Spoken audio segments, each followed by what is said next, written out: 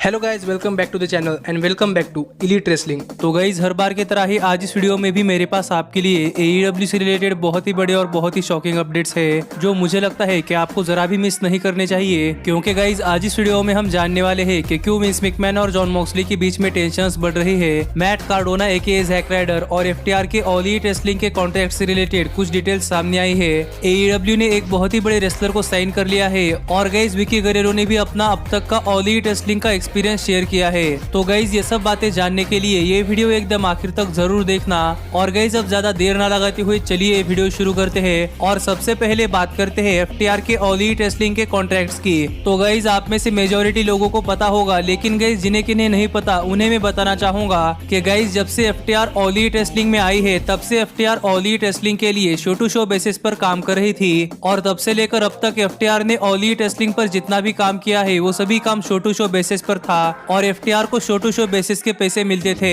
और ये ऐसा इसलिए था क्योंकि guys FTR all Elite wrestling company को पहले से देखना और जानना चाहती थी और ऑल एलीट रेसलिंग कंपनी को जानने के बाद ही FTR all Elite wrestling company में साइन होना चाहती थी। और ये ऐसा इसलिए क्योंकि गाइज FTR ने WWE कंपनी के साथ बिना WWE कंपनी को जाने ही एक बहुत ही बड़ा कॉन्ट्रैक्ट साइन कर लिया था, क्योंकि FTR की WWE में फेथ थी, लेकिन WWE ने FTR को अच्छी तरीके से इस्तेमाल नहीं किया और यही सेम चीज FTR के साथ ऑल एलीट रेसलिंग कंपनी में ना हो, इसलिए FTR all Elite wrestling company को सबसे पहले जानना चाहती थी और उसके बाद ही FTR all Elite wrestling company के साथ कॉन्ट्रैक्ट साइन करना चाहती थी। और इतने दिन शो टू शो बेसिस पर काम करने के बाद हमने last week All Elite Wrestling Dynamite पर FTR की All Elite Wrestling contract signing देखी थी, जहां पर काफी सारे लोगों को इंक्लूडिंग मुझे भी ये डाउट था कि ये FTR की real all Elite Wrestling contract signing नहीं होगी, क्योंकि गाइज कौन सी भी कंपनी अपने अंदर की बातें कभी भी टेलीविजन पर शेयर नहीं करती। लेकिन गाइज यहाँ पर रिपोर्ट ऐसी आ रही है कि गाइज लास्ट वीक वाले ऑल एलीट रेसलिंग डायनामाइट पर FTR ने जो ऑल एलीट रेसलिंग कंपनी के साथ कॉन्ट्रैक्ट साइन किया था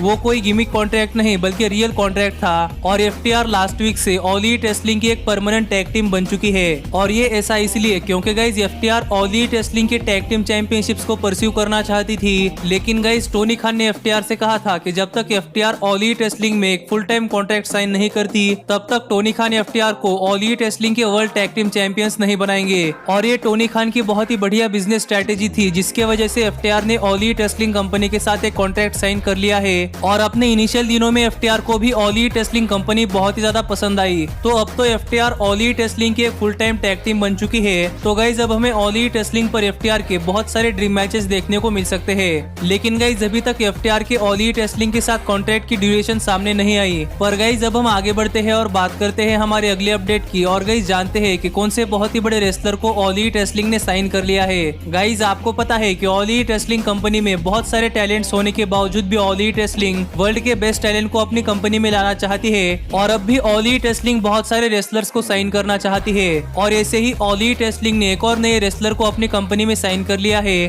और गाइज वो रेसलर कोई और नहीं बल्कि 2 वीक पहले कोडी को TNT हेवीवेट चैंपियनशिप के लिए चैलेंज करने वाले बहुत ही बड़े इंडिपेंडेंट रेसलर एडी किंगस्टन है। और गाइज 2 वीक पहले ऑल एलीट रेसलिंग डायनामाइट पर अपनी बहुत ही बढ़िया परफॉर्मेंस देने के बाद फाइनली ऑल एलीट रेसलिंग ने एडी किंगस्टन को अपनी कंपनी में साइन कर लिया है। और आप में से भी काफी सारे लोग मुझे सवाल कर रहे थे कि क्या all Elite wrestling Eddie Kingston को साइन करेगी या नहीं। तो गाइज फाइनली इसका जवाब मिल चुका है कि ऑल एलीट रेसलिंग ने एडी किंगस्टन को अपने कंपनी में साइन कर लिया है। और अब तो एडी किंगस्टन का फ्यूचर बहुत ही ब्राइट है, क्योंकि गाइज अब तक अपने करियर के 18 साल एडी किंगस्टन ने एक इंडिपेंडेंट रेसलर के तौर पर रेसल किया है, लेकिन गाइज अब फाइनली एडी किंगस्टन के पास भी एक वर्ल्ड वाइड ग्लोबल स्टेज है जहाँ से एडी किंगस्टन अपने आप को ग्लोबल ऑडियंस के सामने शोकेस कर सकते हैं। और मुझे लगता है कि एडी किंगस्टन भी ऑल एलीट रेसलिंग में बहुत ही बड़े स्टार बन सकते हैं, क्योंकि गाइज एडी किंगस्टन के पास बहुत ही बढ़िया माइक स्किल्स है और किंगस्टन के रेसलिंग के तो क्या ही कहने, क्योंकि हम 2 वीक पहले ऑल एलीट रेसलिंग डायनामाइट पर किंगस्टन की रेसलिंग देख चुके हैं और क्या पता हमें फ्यूचर में Eddie Kingston versus John Moxley ये बहुत ही बढ़िया डेथ मैच देखने को मिले,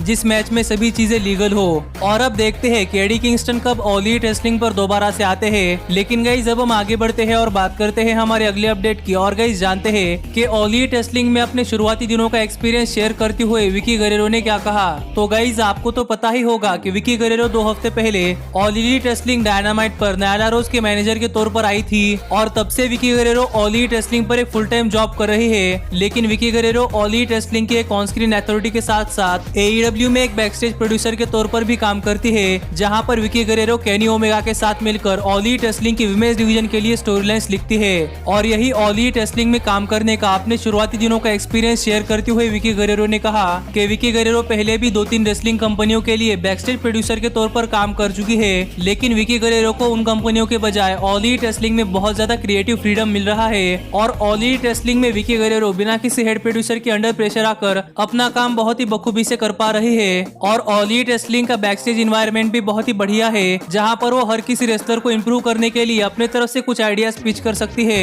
और ऑल एलीट रेसलिंग का बैकस्टेज स्टाफ भी बहुत ज्यादा कूल और बहुत ज्यादा काम है। और यही कुछ बातें हैं जो कि विकी गरेरो ने अपने ऑल एलीट रेसलिंग के करियर के शुरुआती दिनों के बारे में बात करते हुए कही है, जो कि किसी अदर प्रमोशन में काम कर ऑल एलीट रेसलिंग में आने वाला हर कोई रेसलर कहता है कि उन्हें बहुत ही ज्यादा क्रिएटिव फ्रीडम मिलता है और ऑल एलीट रेसलिंग का बैकस्टेज एनवायरनमेंट भी काफी अच्छा है। और ये तो रही विकी गरेरो की बात, लेकिन गाइज ऑल एलीट रेसलिंग के क्रिएटिव फ्रीडम के बारे में बात करते हुए जॉन मॉक्सली ने कहा कि ऑल एलीट रेसलिंग में आकर जॉन मॉक्सली खुद को एक आजाद पंछी समझते हैं, जो कि अपने मन की हर कोई चीज कर सकता है और उन्हें ऑल एलीट रेसलिंग में रोकने वाला भी कोई नहीं है। जबकि पहले जब वो डब्ल्यूडब्ल्यूई के लिए काम करते थे तब जॉन मॉक्सली डब्ल्यूडब्ल्यूई के बैकस्टेज पहुंचते ही मॉक्सली को मानो ऐसा लगता था कि वो किसी प्रिजन में आ चुके हैं, जहां पर आपको वही चीजें करने की इजाजत है जो कि आपसे कही गई है। और यही अपने लेटेस्ट इंटरव्यू में बात करते करते जॉन मॉक्सली ने डब्ल्यूडब्ल्यूई और एईडब्ल्यू की क्रिएटिव फ्रीडम के बारे में बात की, जहां पर जॉन मॉक्सली ने कहा कि जब भी वो ऑल एलीट रेसलिंग में आते हैं तब वो ऑल एलीट रेसलिंग कंपनी में आकर मन की सारी बातें कह सकते हैं, जिसके लिए वो हमेशा से प्रिपेयर करते हैं। लेकिन यही डब्ल्यूडब्ल्यूई में जब जॉन मॉक्सली सुबह सुबह उठकर ये सोचते थे कि मैं आज अपनी राइवलरी को बेस्ट बनाने के लिए ये कहूंगा, तो वो बातें डब्ल्यूडब्ल्यूई में आने के बाद कोई भी किसी को कहने नहीं देता था। और डब्ल्यूडब्ल्यूई में आती है एक 74 इयर्स का मैडमैन आपके हाथों में स्क्रिप्ट थमा देता था, जो कि आपको वर्ड टू वर्ड याद करनी पड़ती थी और आपको टेलीविजन पर जाकर वैसा ही कहना पड़ता था, जिससे कि जॉन मॉक्सली तो बहुत ही ज्यादा फ्रस्ट्रेट हो चुके थे। और कई बार तो अपनी लाइंस पसंद ना आने की वजह से जॉन मॉक्सली ने फोर्थ वॉल तोड़कर अपने प्रोमो को डब्ल्यूडब्ल्यूई में पूरी तरीके से कवर नहीं किया। और ये बात जॉन मॉक्सली ने अपने लेटेस्ट इंटरव्यू में कही है, जहां पर हम देख सकते हैं कि जॉन मॉक्सली ने विंस मैकमैन को 74 इयर्स का मैडमैन कह दिया है। और ये बात तो अब तक आपको पता चल चुकी होगी, लेकिन मैंने सोचा कि आपको डिटेल में बताया जाए कि क्या क्या हुआ था और पॉसिबली इस चीज से विंस मैकमैन और जॉन मॉक्सली के बीच के रिलेशन डब्ल्यूडब्ल्यूई में जॉन मॉक्सली के आखिरी दिनों तक कुछ खास अच्छे नहीं चल रहे थे, ये बात तो हम क्लियरली समझ सकते हैं। और आपका इस चीज पर क्या कहना है ये आप मुझे कमेंट कर बताइए। लेकिन गाइज जब हम आगे बढ़ते हैं और बात करते हैं हमारे सबसे मेन अपडेट की, और गाइज जानते हैं mat Cardona AKA Jack rider की ऑल एलीट रेसलिंग की कॉन्ट्रैक्ट डिटेल्स। तो गाइज अगर आपने हमारा इस वीक का ऑल एलीट रेसलिंग का डायनामाइट शो का रिव्यू वीडियो देखा होगा,